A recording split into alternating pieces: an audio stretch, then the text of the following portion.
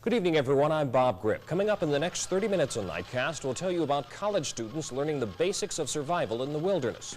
Tired of the same old entertainment? Well, now you have an alternative. I'm LaBaron Taylor. We'll have details next on Nightcast. A disputed Florida race goes to court. I'm Leisa Colombo, and I'll have that story tonight on the News 10 Nightcast. Bill Evans has the weekend weather, and Eric Clemons has highlights of tonight's playoff action. It's all next on Nightcast. Stay with us. And now, the News 10 Nightcast with Bob Grip. Good evening, everyone. The state ABC board wants to do away with happy hours and ladies' nights in an attempt to reduce the number of drunk drivers. However, LaBaron Taylor tells us tonight about a new night spot in Mobile that doesn't have to pay any attention to the proposed rules or the ABC board. This darkened, unused building behind me used to be a coffee house. Obviously, it didn't do too well, and now, at another location in Mobile, another coffee house has opened its doors. This is the Four Strong Winds. It's located on Airport Boulevard near Azalea. It's not a club, but a coffee house. No booze or drunk drivers here, only coffee, cider, good music, fun, and old-fashioned sing-along. Steve Smith and some of his friends decided to open Four Strong Winds, and they believe this coffee house will work. You can have just so many gimmicks, and then the gimmicks start running out. And I think we're out of gimmicks. You know, I think the people just have no place to go. I mean, they're good movies, and they're fine movies, and they're good places to eat, and they're good entertainers, you know, in the clubs. But you just get tired of it. If you like bluegrass, blues, folk, jazz, or string music, then the Four Strong Winds just might be your cup of tea, or make that coffee. Here, you won't have to worry about having one too many or getting ticketed for drunk driving. LaBaron Taylor, News 10 Nightcast. The coffee house is open Thursday through Sunday. Saying it is running out of time, the Baldwin County DA's office wants a special grand jury impaneled next month to hear charges against 71-year-old Ernest Langham. The man from Silver Hill faces rape and morals charges. District Attorney David Whetstone wants the grand jury to meet earlier than normal to prevent the statute of limitations from expiring on a number of other rape charges. We want to make absolutely sure that no case of child molestation or rape or any other serious offense is lost because we did not convene a grand jury quick enough and let the statute of limitations run on us.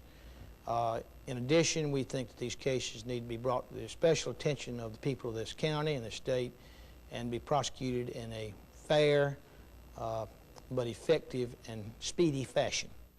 Whetstone says 5 specific charges against Langham have already been lost because the alleged offenses happened more than 3 years ago. In Mobile tonight, a civil rights leader and his brother face charges of extortion stemming from the black boycott of white businesses in Mount Vernon. 35-year-old Kazmara Mani, formerly known as Glenn Diamond, and his brother Jabbar are accused of demanding money from businesses in exchange for an end to the boycott. 8 years ago, Diamond was in the news when he was the victim of a mock lynching by 8 Mobile policemen. He sued the city and settled out of court for more than $40,000. The race for state representative in Florida's District 5 is still undecided tonight. There's a controversy over a misplaced voting machine and some absentee ballots. Republican challenger Robert Hardin says the missing votes will make the difference between his winning or losing the race to incumbent James Ward. At present, Ward leads by 39 votes. Leisa Colombo reports from a public hearing in Shalimar. It was standing room only in the Okaloosa County courtroom tonight. Friends and supporters of Robert Hardin and James Ward had gathered to hear Judge Jerry Tolton's decision over District 5 elections for the Florida State Legislature. The problem began on Election Day when a voting booth was moved into a District 5 voting place. The booth in question was prepared in another district and did not feature the Ward Hardin space on the ballot. That means the 198 people who cast their votes in that machine did not get to vote for a District 5 state representative. There's also a question about 86 absentee ballots now locked up tight in Okaloosa County. They were postmarked November 6th, but were received the next day. Robert Hardin's lawyer said that because of these and other problems, some people were denied the right to vote and called witnesses to testify. Normally, when I approach a machine, I'll vote from left to right. I was instructed to vote from right to left because the machine was canceling out votes. Incumbent James Ward's attorney objected and said that the election question is the state legislature to rule on and not Okaloosa County. Judge Tolton considered what was presented tonight and said he would use this weekend to write his opinion on the matter. This, he said, would be filed with the Okaloosa County Clerk by 4 p.m. Monday. In Shalimar, Florida, Leisa, Colombo, News 10 Nightcast. Now that the presidential election is over, the Soviet Union wants the United States to concentrate on efforts to limit and reduce nuclear weapons. In a response to a letter from NBC News correspondent Marvin Kalb, Soviet President Konstantin Chernenko pledges to work vigorously with the United States for the reduction of atomic weapons. However, Chernenko says he does not believe conditions are ripe for a summit meeting between him and President Reagan for at least the next 6 months. The pilot of Air Force 2 is in hot water tonight for a near miss with another plane over Washington, D.C. last month. A federal investigator says the pilot should have been looking out the windshield instead of looking at his instruments when the jet almost collided with a small plane. Vice President George Bush was on board at the time of the incident. Another kind of aircraft ended a perfect mission with a perfect landing today at Cape Canaveral. The space shuttle returned to Earth after 8 days in space. The crew brought back 2 satellites that it rescued from useless orbits, to the delight of the companies that insured the satellites. And spectators at the Pensacola Naval Air Station will get a chance to see a different kind of fancy flying tomorrow and Sunday, as the Navy's Blue Angels wrap up its season of performances. If you want to see some of the best pilots in the world, the gates open at 10 o'clock. The show begins at noon, both days. Up next, Carolyn Martin shows us how college students are learning the basics of survival. Stay with us. It happens every year when hunting season opens. The weather gets cool, people head out to the woods, and some get confused and lost. Tonight, Carolyn Martin tells us about a special class at the University of South Alabama that teaches you how to survive if you get lost in the woods. Now, the best way to get the water out is through a piece of plastic tubing I carry in my survival kit. If you were lost in the woods, could you find a drink of water? If you were stranded in the wilderness, could you build a fire? These students at the University of South Alabama could. They're learning how to get along with Mother Nature in a wilderness survival course. Flint and steel is probably your most reliable way to make a fire. It's not the easiest, I'll admit that. After 2 months in the classroom, the course moved outside today, applying book learning to the real thing, how to build a shelter, find direction, cook a squirrel. You would want to put it kind of low so that you dry out the skin and it seals in a lot of that moisture. Now this skin, as you can see, is like leather. Why did you decide to take this course? The officers came and talked to us, and it just really appealed to me. Instead of taking a PE, I could learn something that I might be able to use. You really think you'll use some of the things you've learned in this class? I hope not. If I'm ever lost, I hope I don't get lost, but if I do, I'll have a better idea of what to do. One of the most important lessons of survival, know your snakes. She's not a real big one. She's only about 3 years old. Now, she is potentially deadly. There are not that many deaths attributed to this snake, but it can happen. The course is offered by the ROTC department, and it's worth more than just an hour of college credit. The skills learned here have been credited with saving at least 2 lives. Carolyn Martin, News 10 Nightcast. When many people think about food, they imagine a grocery store or restaurant. However, if there were no farmers, there would be no food. That's the idea local farmers tried to get across to the public this week. The Mobile County Farm Bureau is sponsoring a display at Bel Air Mall which features many aspects of farming, from fruit and vegetables to forestry and horticulture. The farmers say there are many misconceptions about their industry, and they want to make people aware of what they do and how important farming is to the country. Up next, Bill Evans has the weekend weather outlook, and Santa makes his first appearance in Mobile tonight. We'll tell you about that when we come back. Weekend looks like kind of a toss-up, I guess. Yes, one day good, one day bad. Saturday is going to be a great day. If you're traveling to any of the college football games tomorrow, you're going to find sunny weather down in the southeast and mild temperatures. Sunday, however, some rain showers are going to be moving in the area, and it is likely for those cloudy skies and rain showers. Let's take a look from the satellite. We'll find clear weather stretching all the way from Quebec down to the Gulf Coast. Now, that cold front that brought us some cloudy skies and rain showers through the morning hours has moved out into the Atlantic and is just over northern Florida. It's really dissipating very fast now that this broad ridge of high pressure is moving over our area, pushing down northerly winds, drying us out a bit, and giving us some clear skies to partly cloudy along our Gulf Coast tonight. There is a low pressure system of some concern that is building in the Central Plains, the southern Rockies area, that is bringing rain showers and snow showers in this area and cloudy skies. It is sliding to the east, and it's moving very fast, about 30 miles per hour. And we're watching it closely because by Sunday, this is going to be the rainmaker to get into our area. Cloudy weather from the Rockies all the way to the Pacific tonight. It is rather nice there. Locally, we're going to find just some cloudy skies in southwest Mississippi, partly cloudy along the Alabama, northwest Florida, Gulf Coast area. Further in, and you can see it's clear all over Alabama, partly cloudy skies over Louisiana. Really, we have a lot of moisture coming in to Louisiana. Cool air from that high pressure system is creating what we call overrunning, where cold air and warm air meet, and that creates blanketing cloud cover. In our region, there's cold air that is coming down out of the north, and that cold air stretches all the way over northwest Florida now, just to about Apalachicola and south of there, as that cold front continues right over northern Florida. Now, cloudy skies still building in this area because I mentioned that overrunning factor, and rain showers will be pushing into our area as this high continues to move very fast now to the east. We'll be on the backside later tomorrow, and southeast winds will be coming in, and that'll build our moisture back up, and our temperatures will rise, and we'll be ready for that low pressure system as it nears. There are rain showers and snow showers in the northeast. The national radar shows snow right here in Pennsylvania and New York, in the mountainous areas there, and in the Poconos there's some snow. Rain showers right around Brownsville, Texas, and south of the Corpus Christi area out into the Gulf of Mexico. Snow in the mountains here of New Mexico. Rain showers in the lower elevations, and a couple of thunder boomers right here, right around the LA Bay area. Let's take a look at the high today in Mobile. It was very comfortable, 66, 71 in Pensacola. Lows last night, very mild, no rain today, just a trace in Pensacola. And the monthly totals now are 1.5 inches short of what they should be during this time of the month. Currently it's 55 in Mobile, partly cloudy, 59 partly cloudy Pensacola. Humidity is kind of dry tonight because of the north winds at 8 and 9 in Mobile and Pensacola respectively.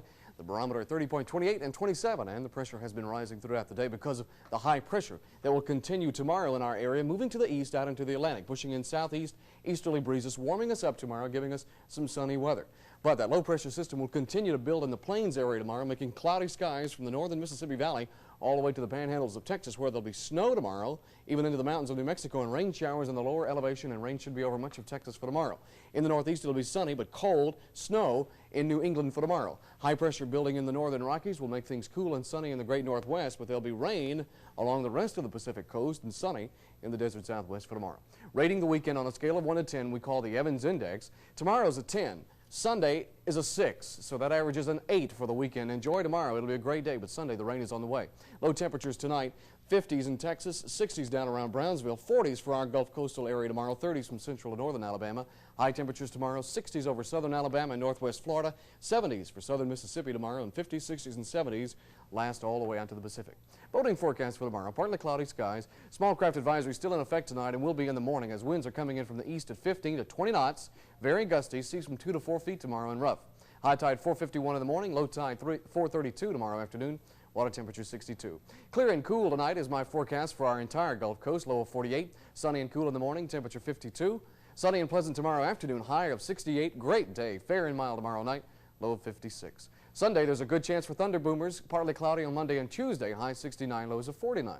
Fishing game forecast shows the best time for wetting a hook early in the morning, right around 4 a.m. all the way up until noon is a good time. 10 men played basketball tonight. We were in Chickasaw, and Giselle Walkman received $800 tonight. They were raising money for her. She was injured and was paralyzed in that accident. She was paralyzed from the waist down, and they raised $800 to help her and her 3 children tonight at our basketball game. We won, and we're 4-1 on the season now. And it was for a good cause, too. Yeah, and I made 2 points. Sounds good. Memorial services are planned tomorrow for baby Faye, the month-old infant who received the heart of a baboon during a transplant operation. She died last night, apparently from kidney and heart failure. Baby Faye, who was born with a fatally deformed heart, lived longer with the baboon's heart than she did with her own. Up next, Eric Clemons has all of tonight's high school football playoff action. Stay with us. Of course, Ron is recuperating tonight. I bet he's keeping an eye on all the high school playoff action. Ron is sitting in the bed right now, I'm sure, just itching to see what happened tonight. Okay, the fields in each of the state's 6 classes will be narrowed down to 8 after this weekend of action. We start with the 6A battle between top-ranked Theodore and number 8 Baker. The Hornets trail 7-0 when Jason Boykin hit this field goal try. It was good. It cut the Bobcat lead to 4 points at 7-3, and they were right back in it.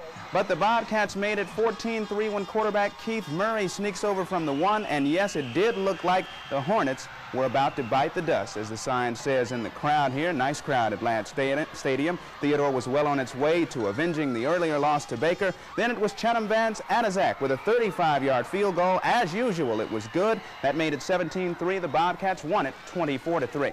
Now we move to a Class 5A showdown. Both clubs were 10-1 going in. The defending champion, Atmore Blue Devils, took on Jackson. It was a scoreless first half. This is Jackson's Paul Beckham. He is on the sweep. He finds room on the near sideline, picks up good yardage on the run. The Aggies were on the move, but Beckham would fumble on this play. He snatched down, and Ron Bullard of Atmore recovers it. It kept the game scoreless. Murray Hill added some excitement late in the half with this fine run up the middle. He will go 41 yards, showing that great speed of his, but he is injured when he's caught from behind on the play. Jackson wound up beating the defending champion Blue Devils 8-0.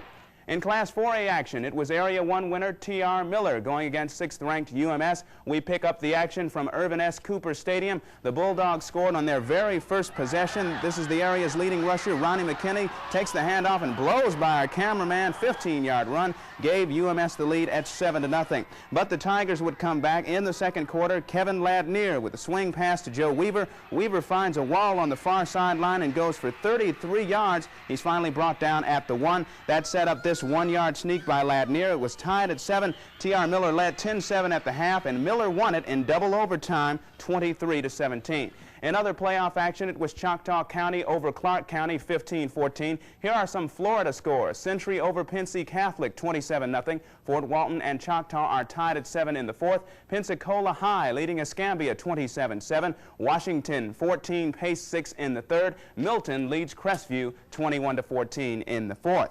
The Florida State Seminoles football program was dealt a severe blow today. Senior running back Greg Allen will undergo arthroscopic surgery tomorrow. He will miss the remainder of the regular season. The Heisman Trophy candidate was hurt in a game against Arizona State 2 weeks ago. Allen has amassed 3,759 yards rushing in his career with the Seminoles. He was also their leading rusher this season. Team physicians, though, say it is possible that Allen could return to the lineup for a bowl game.